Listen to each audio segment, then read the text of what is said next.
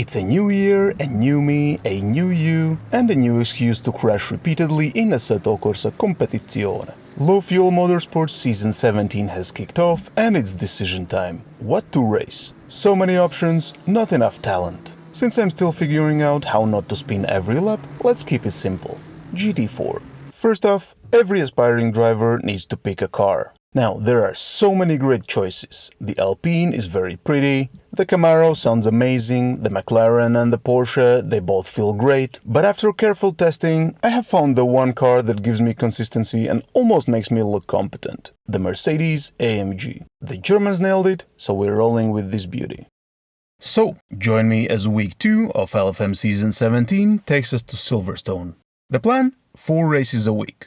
The goal? To survive, maybe even thrive. Let's see where we end up by the end of the season. As we load into race 1, a delightful surprise awaits us. It's a night race. Oh joy! Nothing says welcome back to racing like fumbling around in the dark. This was meant to be the race to ease in gently, gauge the opposition and get a feel for GT4 racing. But alas, the racing gods have decided to turn off the lights. Practice at night? Not me, mate. Note to self, don't skip night practice next time. Still, let's be optimistic. Maybe no one else practiced at night either. Misery loves company, right? The lights turn green and we're off. The Mercedes in front gets a bad launch and I lift slightly to avoid plowing into them, which opens the door for everyone behind me to think, oh brilliant, let's squeeze through here. One of them even gives me a friendly nudge, how very neighborly. Then a Mercedes decides to dive up the inside, which I let them do because frankly, I'm not in the mood for an early retirement. My reward for this generosity? They promptly hit me. Hard. I lose a position to a Porsche, but hey, no hard feelings. It is a well-known fact that the Merc's rear end does enjoy a good wiggle now and then. A McLaren zips past me on the straight, only to slam on the brakes so early I nearly send them into orbit.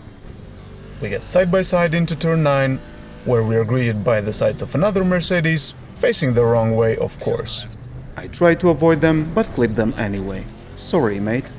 Then chaos. A car ahead bounces off a sausage curb like it's auditioning for a trampoline act. They lose speed and I politely introduce myself to their rear bumper. Alright, I'll take the blame for that one. Not ideal, but hey, the only way is up, right?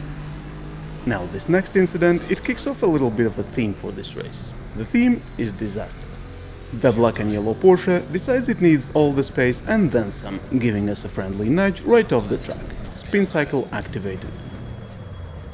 While we try to persuade the engine to give us just a few horsepower, most of the grid waltzes by, probably laughing as they go. With that fiasco in the rear view mirror, we get back onto the track and try to gain some of those positions back. There's already a car doing an impression of lawn art on turn 17, so that's one position handed to us on a silver platter. We get a pretty good run out on the back straight after Chapel and get side by side with another Mercedes. They do brake late enough not to let us pass, but the McLaren up ahead politely vacates the racing line and hands us the position. Cheers for that. Coming up to turn 9, there are quite a few cars right in front of us. The black and yellow Porsche ahead, fresh out the wreckfest, tries to pull off what can only be described as an enthusiastic overtaking attempt. Somehow both cars survive, though the Merc in P19 seems to rethink their life choices and slows right down. We sneak past, no questions asked. Some more bumper car action sees us getting P18 without issue. But there are so many cars coming into the next turn complex, we opt to stay wide and avoid the carnage. Clever? Yes. Fast? Not so much. With that cautious driving, we're slow on the straight, and both black and yellow Porsches sneak past in turn 17. On turn 18, we are on the inside though, and get some elbows out to reclaim one position. Closing in on the end of the straight, I back out because, well, I do value my dear Mercedes. While I'm awkwardly braking, the car behind me decides to reenact a demolition derby and shoves me off the track. Classic. But hey, we've been here before. Dust myself off, back on the track and carry on. A few highlights follow. I pull off a cheeky switcheroo at turn 15 to pass a slower car. Another car is off in the grass, standard procedure at this point, and we gain another position. And a Porsche decides to take a picnic in the grass at the final corner, so we breeze past them too. Coming up to turn 9 again, the McLaren brakes so early you would think they spotted the speed camera. Thank you very much for the freebie. After one lap, we managed to catch up to a group ahead, but of course it includes the two infamous black and yellow Porsches, the very ones who've turned me into a punching bag all race. One spins an Aston, gifting me a position, and then goes off track themselves. Truly, this level of racing is an art form.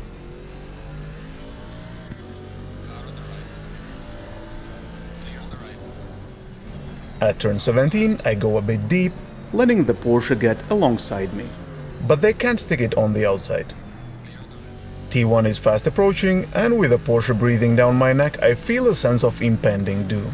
As it turns out, I was right. As we brake for T1, the inevitable happens. I get rear-ended again. It's like deja vu, but with added pain. At this point, I'm wondering if my car would fare better in a demolition derby. Despite all this chaos, I lift off to let the Aston rejoin safely because I might be a disaster, but I'm not that guy. Just a few short laps later, we get a cracking exit out of turn 1 and the Aston ahead, bless their heart, decides to let us through without a fight. Into maggots, I tried to carry a heroic amount of speed, nearly turning the Mercedes ahead into a very expensive lawn ornament. Thankfully, I find the brakes just in time, and the other driver knows what's up. It's on. I apply a bit of pressure through turns 14 and 15, nothing too aggressive, just a friendly, "Hello, I'm here to ruin your day." And then, like a page out of a textbook, the good old switcheroo at turn 16.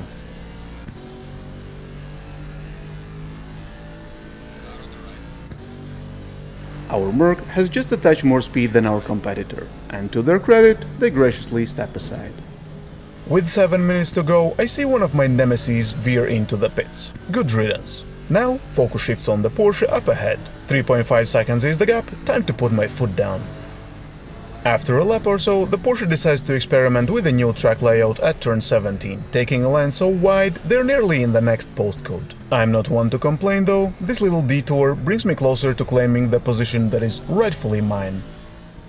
By this point, the car is so broken, the lights flicker every time I tap the brakes. But hey, who needs functioning electronics when the gap ahead has shrunk down to nothing? By the time we're through the first few turns, I'm right on their bumper. We are ready to pounce. Drag race down the straight, it's make or break time.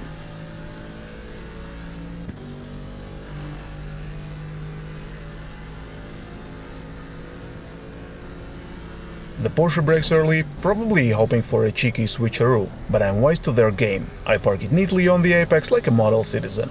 The position is mine. Now it's a simple mission. Bring her home. Glancing in my mirror, I see the Porsche having one last scenic hike through turn 17's gravel. Farewell, old friend.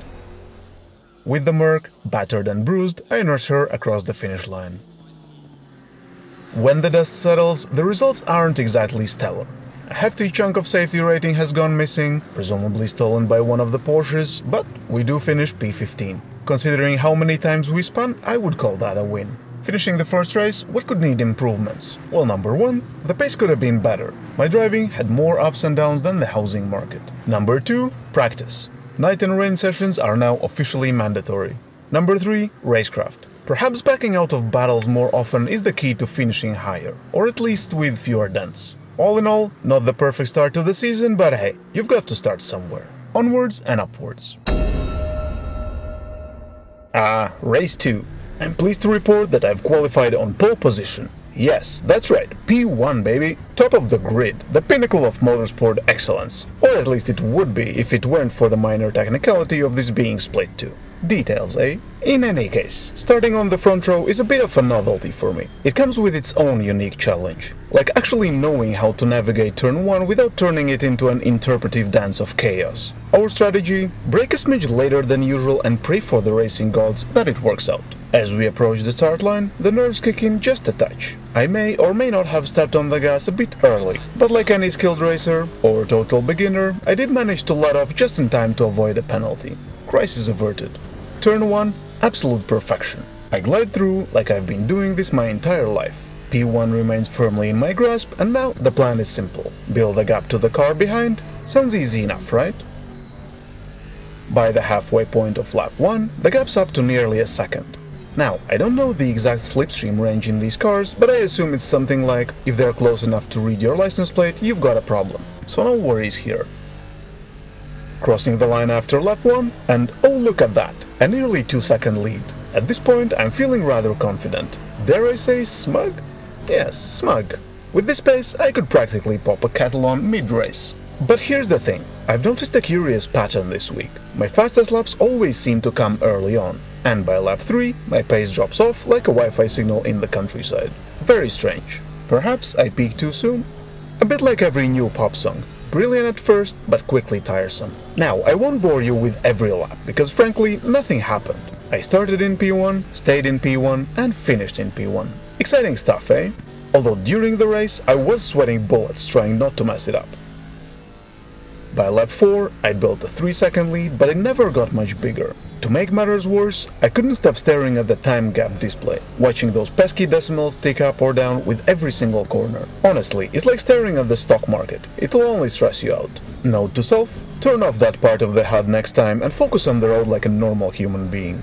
Oh, and speaking of oddities, my fastest lap was on lap 2. I never beat it, despite the car getting lighter as the fuel burnt off. You would think that I would get quicker, but apparently not. Maybe I'm just allergic to consistency. At the end of it all, the results were exactly what I wanted. A big juicy chunk of elo and a lovely boost to my safety rating. That's the stuff dreams are made of. By now, I'm practically a seasoned veteran, with a shiny race win under my belt. Yes, split 2, but we don't talk about that. I'm feeling rather chuffed and ready to keep the momentum going. Qualifying for race 3 sees me starting in P8, which isn't too shabby. But here's the thing, the top 4 on the grid are outrageously quick. I make a mental note. If any of them end up behind me, either through a pit stop or divine intervention, it's probably best not to start a war I have no hope of winning. Lights out and away we go. I slot neatly into P8, tucked behind a trio of Mercedes that are apparently auditioning for a synchronized driving team.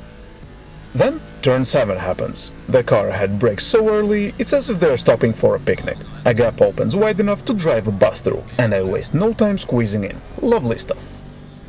Now, I'm not entirely sure what went on at turn 18. There was a bit of ghostly voodoo happening with the car ahead, but I'm not one to complain.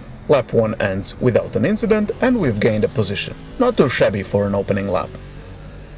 Fast forward to lap 3, and the pressure I've been piling on the car ahead finally pays off at turn 14. They brake too late, likely trying to impress someone, and leave the door wide open. Naturally, I was through, take the racing line, and even managed to close the door on the next corner. A masterclass in opportunistic overtaking, if I do say so myself. With that move done and dusted, the focus shifts on building a bit of a gap. Once that's sorted, we might even start dreaming of P5. Ambitious? Maybe. Unrealistic? Almost certainly. As luck, or their misfortune would have it, the Mercedes behind me makes an absolute hash of things. The gap balloons to 3 seconds, leaving me free to focus on the car ahead. Time to go hunting. Or so I think. But let's not get carried away. Much like philosophers contemplating the meaning of life, my musings on gaining another position remain more abstract than practical. I do stick with P5 for a few laps, but slowly and surely the gap creeps up. By the end, it's 2 seconds, and I cross the line comfortably in P6. So, another clean race, another solid finish, and most importantly, another showering of ELO and safety rating. At this rate, I will be so safe, I will need hazard lights to warn people of my overwhelming caution. And with that, we head into the final race of the week. We arrive at race 4, another night race.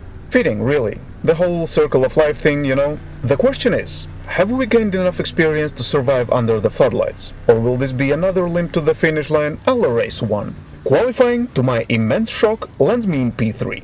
Yes, P3. I can only assume the gods of sim racing smiled upon me, or that the chilly 12-degree air supercharged my engine and my ego. Also, let's be honest, some of the quicker drivers likely tripped over each other or found themselves stuck behind someone having a leisurely Sunday drive. Whatever the case, here I am. But as I sit in this suspiciously high grid spot, I'm already preparing for the onslaught. Surely some of the faster lot will be clawing their way back through the pack, and I'll be first on their dinner plate. Lovely. Formation lap done, nerves slightly frayed, we're on the final bend and the lights go green for the last time this week. Turn 1 arrives and the Mercedes in P4 decides to go a bit wide, perhaps sightseeing. Not wanting to book a one-way ticket into the lush British grass, I lit slightly, graciously surrendering my position. But instead of taking P3 in the normal fashion, the Merc seemingly harnesses the space-time continuum, teleports to another dimension and reappears ahead of me. At this point, I decide it's best not to argue with that physics-defying machinery and let them scamper off down the straight. P4 it is. Now, my focus shifts on the car behind. Are they faster? Should I defend? Should I let them through? Should I fake an engine failure and call it a day? Thankfully, the gap behind starts to grow. With a couple of laps in the books, my paranoia fades. But then a new thought creeps in. Could I actually catch the transcendental being in the Merc ahead? The gap is only half a second, and I'm starting to entertain delusions of grandeur. Is P3 really on the table? We catch the first backmarkers just past halfway. The Ginetta ahead is wonderfully polite and lets us through without a fuss. Thank you, kind stranger. But then comes the Alpine. Oh, the Alpine.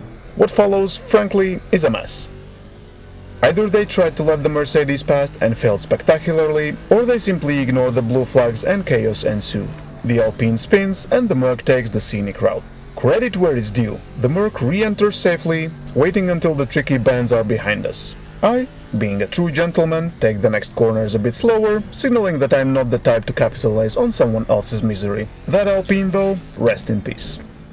And just as the universe seems to have righted itself, I make a proper hash of turn 15. Overshooting the hairpin by what feels like an entire postcode, I give the McLaren behind a golden opportunity to breeze past. Fighting is out of the question. I remind myself of my qualifying musings. Some drivers are simply quicker, and just ended up misplaced on the grid. P5 in a clean race, I'll take it any day of the week, thank you very much. As the laps tick down, my pace falters again. It's becoming a recurring theme. Start strong, and like a budget airline landing. I will have to investigate why I'm bleeding time toward the end of races. But then, just like a bad soap opera plot twist, drama happens. The McLaren ahead receives a drive-through penalty. Presumably, they cut the track one too many times and were politely informed that this isn't a rallycross event. With only one lap left, the McLaren opts to stay out, earning themselves a time penalty instead. Either way, it's irrelevant to me. Unless I pin it into the wall, P4 is back in the cards. And so, under the darkened skies, I cross the finish line in P4, pondering the existence of otherworldly beings and their apparent love of Mercedes. A clean race, an excellent result, and a bounty of ELO and safety rating. Night racing isn't so bad after all. And that wraps up the week. Let's review the stats. 4 races done, ELO is on the upside, as is our safety rating, only 1 murder committed, my apologies to the Mercedes, but most of all, I have thoroughly enjoyed the racing. Now, taking all of this into account, here are a couple of goals for this season. Get our safety rating up to 9 or more, get our ELO up to 2000 or more, keep the murder count as low as possible, and most importantly, enjoy the absolute hell out of sim racing and LFM. With that, I bid you farewell. Take care, and I'll see you on the track.